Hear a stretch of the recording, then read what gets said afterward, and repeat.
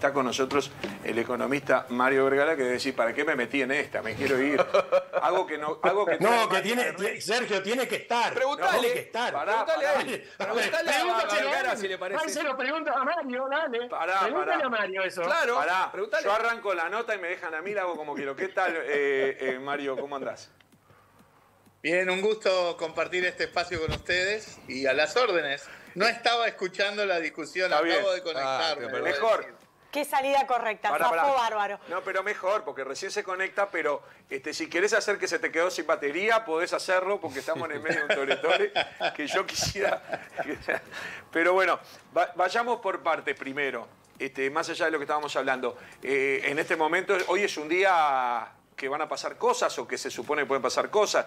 ¿Qué opinión te merece lo que está sucediendo con la coalición de gobierno? Bueno, en primer lugar...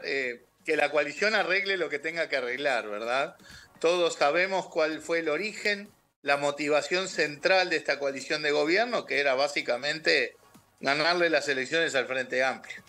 Creo que esa motivación la siguen teniendo y en el horizonte del 2024 y con lo que están dando un poco los sondeos de opinión pública al respecto, entiendo que es una preocupación que tienen que mantener desde su punto de vista porque estamos viendo un gobierno que se está deshilachando porque sus políticas son regresivas y la gente lo ve, porque tienen los conflictos que tienen y son notorios y porque tienen una cadena de escándalos y bochornos en un montón de temas que realmente también la gente percibe y censura, ¿verdad? El tema de Marcet, de Astesiano, del puerto, del Ministerio de Turismo, etcétera, etcétera.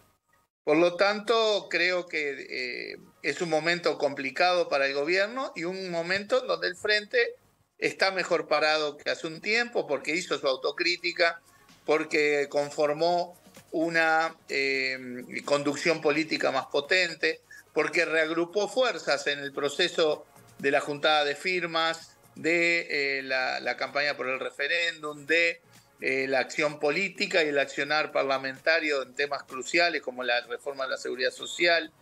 Todo eso deja en claro que hoy el gobierno tiene niveles de aprobación que están 20 puntos abajo que hace un año y medio.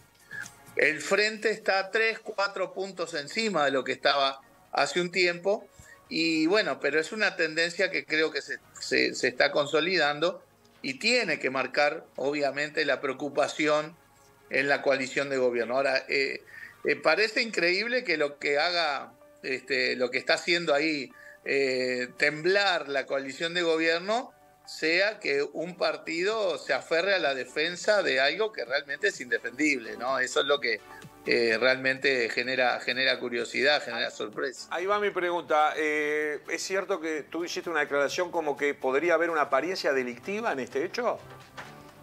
Y claro, porque si realmente no... A ver, es esta asignación de una vivienda, pero aparentemente hay al menos 5 viviendas que fueron asignadas de manera directa por la ministra. Bueno, para nosotros tienen apariencia así de hechos de corrupción y de hechos delictivos en la medida que no hay una fundamentación jurídica suficiente, convincente. Por algo el presidente de la República le pide la renuncia. Mario, si hubiera una fundamentación jurídica razonable, el presidente no tendría por qué pedirle la renuncia. Por lo tanto, nosotros... Sí. Perdón, no, el argumento de que toda la vida fue así, que siempre los ministros en todos los órdenes, que los directores de entes, que los intendentes, que todo el mundo tiene como un cupo de, en distintas situaciones, dirigir a dedo. Ese argumento, ¿cómo lo toma Mario Vergara? No, mal. Primero, antes de los gobiernos del Frente Amplio, a ver, con el tema vivienda, había una cuota en donde, por ejemplo, los directores del banco hipotecario asignaban carpetas y créditos con carpetas prácticamente vacías. O sea, efectivamente eso estaba naturalizado en aquella época, hasta que el banco hipotecario terminó cerrado, obviamente, quebrado y cerrado. Yo creo que esas cosas después cambiaron. y no había, en vivienda, según tengo entendido, no había cupos donde el ministro, por discrecionalidad pura y mucho menos por favores políticos, asignaba viviendas o créditos o pagos parciales de alquiler. Eso era una norma que estaba en la órbita de la Dirección de Vivienda, ni siquiera era un resorte estricto del ministro, para circunstancias específicas. Y lo que tengo entendido es que obviamente hay circunstancias que nada tienen que ver con el favor político partidario y con el clientelismo. Tengo entendido que las circunstancias en que se usó la posibilidad de una asignación directa eran más que justificadas, eran solicitudes de la Fiscalía que tenían que ver con testigos protegidos en determinadas causas o que tenían que ver en circunstancias de familias realmente muy pobres, en circunstancias muy especiales, porque acá justamente ese cupo es para la gente que no llega a las condiciones mínimas como para participar en el sorteo. Y en este caso concreto, la persona, una de las justificaciones increíblemente es que efectivamente esta persona cumplía las condiciones para participar del sorteo.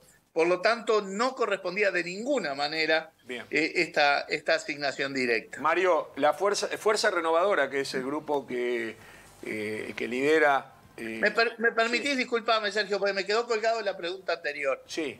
Nosotros pensamos que es factible que haya, obviamente, un tema de falta ética, obviamente un tema de falta de transparencia, obviamente un tema de posible corrupción y también de posible delito, con lo cual nosotros no descartamos avanzar en el terreno de la JUTEP, en el terreno de los recursos de carácter administrativo, los reclamos de carácter administrativo y también eventualmente en el terreno penal, porque si realmente no hay una norma habilitante, acá perfectamente puede haber abuso de funciones o conjunción del interés público y el interés privado. Tu sector Fuerza Renovadora insistió en un acto este fin de semana que los sectores nucleados en convocatoria serenista deberían tener un precandidato presidencial. ¿Es correcto ese dato? Y en el caso positivo, ¿el candidato sería Mario Vergara? Bueno, a nivel de convocatoria, ustedes saben que convocatoria es esta alianza política que incluye Fuerza Renovadora, que es nuestro sector, y también incluye Asamblea Uruguay, del contador Astori, Plataforma, del contador Álvaro García, Magnolia, del ex intendente de Montevideo, Cristian Di Candia, el Partido Demócrata Cristiano, Claveles Rojos, en fin, todo un conjunto de sectores y espacios nacionales y departamentales que, bueno, tenemos una sintonía política de visión sereñista, de visión moderna, creo yo, en el terreno de una visión de izquierda moderna. Y efectivamente en ese marco de convocatoria sereñista estamos analizando la necesidad de tener una precandidatura propia para competir en la interna del mes de junio próximo. Dentro de convocatoria, el espacio nuestro, Fuerza Renovadora, ratifica su posición de que, bueno, de que el espacio sereñista tendría que tener una precandidatura propia que compitiera con las precandidaturas que reflejan las otras sensibilidades que integran el Frente Amplio. Esa es nuestra visión. Bueno, sí, yo te diría que lo que está en discusión en convocatoria es la conveniencia o no de tener una precandidatura propia de convocatoria sereñista, pero en la eventualidad de que esa respuesta fuera positiva, el nombre que está sobre la mesa es el de Mario Vergara. O sea, que no está todavía definido 100% de que eso vaya a suceder. Exacto. Está bien. Hay gente que dice, por el perfil de los votantes que uno cree hoy en día, basado en las encuestas, que se están alineando detrás, encolumnando detrás de Yamandú Orsi o detrás de Carolina Cose, que una candidatura de convocatoria serenista, en este caso, podría restarle votos a Yamandú Orsi. ¿Lo ves así? No. Y posibilitaría la victoria de Carolina Cose, perdón. Y de esa forma se vería beneficiado. Está claro. Mira, yo lo veo en este sentido. Primero, un espacio político importante dentro del Frente Amplio, porque en la última elección interna del Frente Amplio, el espacio sereñista obtuvo casi el 18%. Convocatoria que recién se conformaba 2 meses antes. O sea, hay una señal clara de los Frente Amplistas de que este es un espacio propio con sensibilidad diferente de lo que puede ser el espacio alrededor del Partido Comunista, de lo que puede ser el espacio alrededor del MPP. Y nosotros pensamos que la oferta electoral del Frente Amplio tiene que incluir todas las principales sensibilidades que hay en el Frente Amplio. Ningún frente amplista puede no verse reflejado, al menos en lo que son las principales sensibilidades que hay dentro del Frente.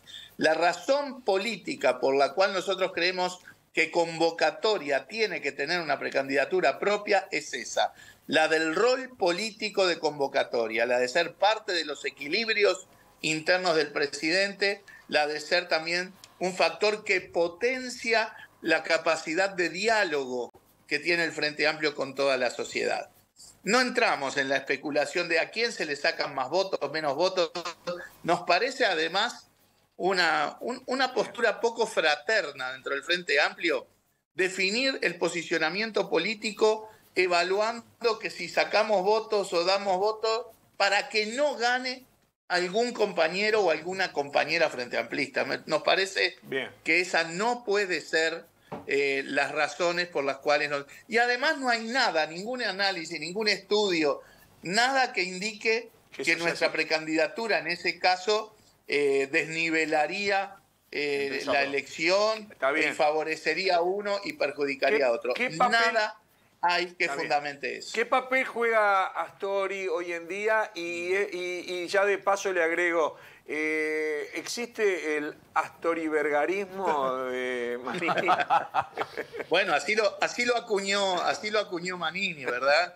Creo que está claro que con el liderazgo de Astori en su momento, la conducción económica de los tres gobiernos del Frente Amplio marcaron un perfil propio, marcaron una importancia fundamental en lo que fueron los logros y los resultados de los tres gobiernos del Frente.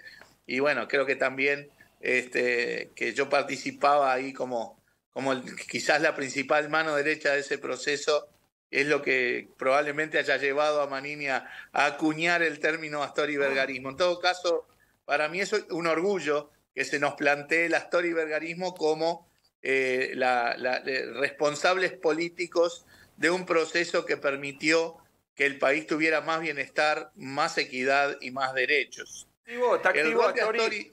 ¿Está activo? Sí, digamos. Claro. O sea, Asamblea Uruguay es uno de los sectores, obviamente, más numerosos dentro de Convocatoria, junto con el nuestro, de Fuerza Renovadora, y por lo tanto la definición de Asamblea Uruguay, liderada obviamente por el contador Astori, por Danilo, va a ser un factor de decisión importante en este tema de la precandidatura, ¿verdad? Nosotros compartimos con la Asamblea Uruguay la visión de la importancia de Convocatoria, al igual que con el resto de los sectores.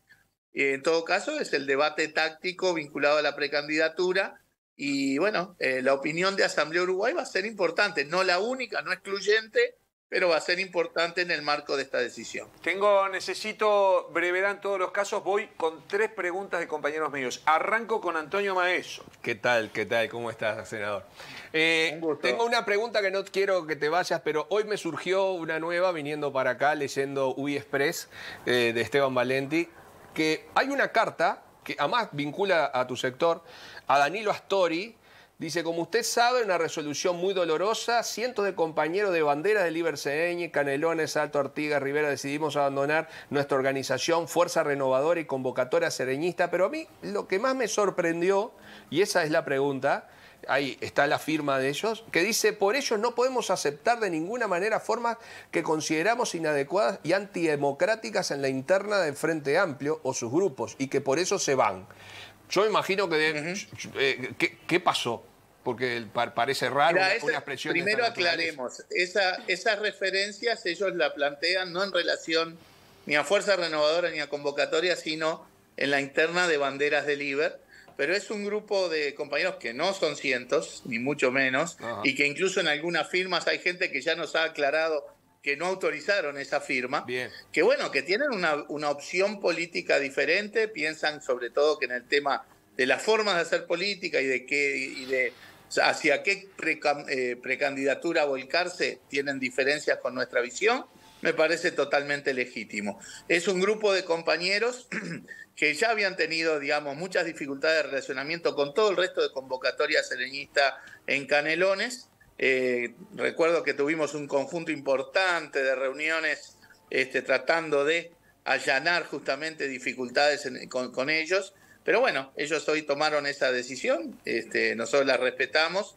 pero está claro que en Fuerza Renovadora y en convocatoria hay un marco de actuación absolutamente democrático. Tuvimos una estupenda asamblea el sábado pasado de Fuerza Renovadora, donde había más de 300 compañeros y compañeras de todo el territorio nacional, así que por ese lado le quito total trascendencia. Mario, Nadia Sanjurjo tiene una consulta. Mario, en este marco en el cual de alguna manera, indirectamente, todos han empezado a hacer su campaña y con una presencia tan fuerte de Cosi y de Orsi mediáticamente y haciendo su juego, por supuesto, ¿esto te perjudica o te da ventaja de hacer una estrategia diferente? Mira, yo creo que cuando el Frente Amplio ganó en 2005, hubo compañeros y compañeras que pensaron genuinamente, bueno, ya está, ya ganamos para siempre, no vamos a perder más las elecciones, vamos a hacer todo bien, la gente lo va a apreciar, y por lo tanto allí se genera esa idea de que si uno ya da por sentado que ganó, se dedica a veces al perfilismo, al sectarismo, a pescar en la pecera, como se dice a veces en política, y eso nos hizo mucho daño, hizo perder fraternidad, hizo perder espíritu unitario, hizo perder frente amplismo. Eso lo discutimos en el proceso de autocrítica. Y además la vida nos demostró que estábamos equivocados en eso. El que pensara eso se equivocó porque la elección la perdimos. Y en buena medida por errores propios. Por lo tanto, algo que debemos haber aprendido en este proceso de autocrítica es que nos necesitamos todos. Todos los espacios frente amplistas son necesarios para que el Frente represente lo que tiene que representar, que es a las grandes mayorías nacionales. Porque no hay nadie en el Frente Amplio, ningún espacio, ningún sector, que le pueda hablar a toda la sociedad uruguaya de la misma manera. Necesitamos un espacio comunista potente porque dialoga con una parte de la sociedad uruguaya de manera más privilegiada. Necesitamos un espacio del MPP potente porque dialoga con otra parte de la sociedad de manera privilegiada. Y ni que hablar que necesitamos un espacio sereñista potente porque nosotros también hablamos con otra parte de la sociedad uruguaya de manera más fluida que los otros espacios. Nos necesitamos todos. Así que no quiero medir esto de a quién perjudica, a quién favorece, para que el Frente Amplio gane, que es el gran objetivo, porque va a gobernar para las mayorías nacionales. Para que el Frente Amplio vuelva a gobernar, nos necesitamos todos los espacios del Frente Amplio potentes. Mario, cortito, Jorge Rovinski tiene algo. No, una observación, ¿no? Porque no tengo tiempo. Y la pregunta mía podía llevar para todo el programa, el que viene y el otro. Mario, te voy a hablar, no voy a opinar, no voy a preguntar, te voy a dar mi opinión. Yo creo justo que una persona quiera ser presidente de la República y que lo diga, ¿está claro? Porque ese jueguito que no, que vamos a ver quién sabe, qué tal, y se lanza con todo, para mí es correcto. Por ejemplo, Carolina Cose, su acción en búsqueda de la candidatura del Frente Amplio es correcta porque hay que pelear. Y la tuya también. Pero tengo una duda contigo. Tengo una duda que va a dar para 400 programas.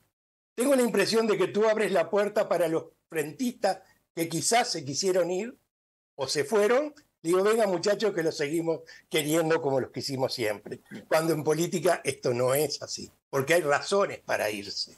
Y termino con esto. Yo estoy viendo a alguien, no sé quién porque no soy adivino, candidato que no eres tú, perdona que te lo diga, lo dijiste 18%, estamos empezando, estoy tomando tus palabras, y veo la fórmula. Fulano y Mengano, presidente y vicepresidente, pero el ministro de Economía va a ser Mario Vergara. Perdona, es una opinión, no hay una pregunta acá. Bueno, pero me resulta, me incita a dar una opinión como la tuya, digamos. Los analistas políticos coinciden en que el Frente Amplio en buena medida perdió la elección porque perdió electorado en dos grandes colectivos.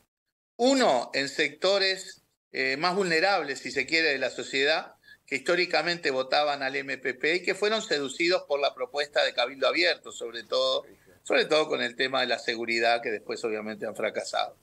Y el otro espacio, más por el centro político, votantes que históricamente quizás eran del Frente Libre Sereño, el espacio sereñista, que que fueron seducidos más por el planteamiento de Talvi o del wilsonismo. Yo creo que está claro que con Talvi fuera de la Troya, con un wilsonismo tan debilitado dentro del Partido Nacional y con la evolución de lo que ha sido este gobierno, el descontento creciente que hay con este gobierno, bueno, yo creo que el espacio serenista tiene la responsabilidad y la oportunidad de contribuir al triunfo del Frente Amplio, porque dialoga de mejor manera que otros espacios del Frente con ese colectivo del que hablábamos. Pero es una opinión, ojalá que compartida por mucha gente. Tengo que ir cerrando, pero Antonio, muy cortito tiene que ser. Bien cortito, porque además los otros días le deben estar sonando las orejas a Mario Vergara, y porque hablamos de él. Hablamos de él, hablamos de él. Yo decía que para mí no existía el Astori-vergarismo, y aquí en la mesa se decía que sí. Yo te voy a hacer una pregunta para convencerme o no convencerme. Astori dijo hace una semana... No lo vas a convencer, Mario, no lo vas a convencer. No, sí, porque es algo... Bueno, no, vamos a ver. Astori dijo hace una semana que en el gobierno de Mujica se gastó mucho y se gastó mal. ¿Qué opinás? Yo opino que se cometieron errores. Creo que esa es una afirmación demasiado contundente en cuanto a que el proceso de los 3 gobiernos del Frente Amplio hubo tiempos en donde la situación económica era distinta, las necesidades de ahorro al principio sobre todo eran muy duras, y aún así pudimos salir adelante de manera, creo yo, muy positiva. Y bueno, obviamente durante el gobierno de Mujica hubo discusiones, sobre todo en el accionar de algunas empresas públicas, que fueron discusiones que se hicieron públicas.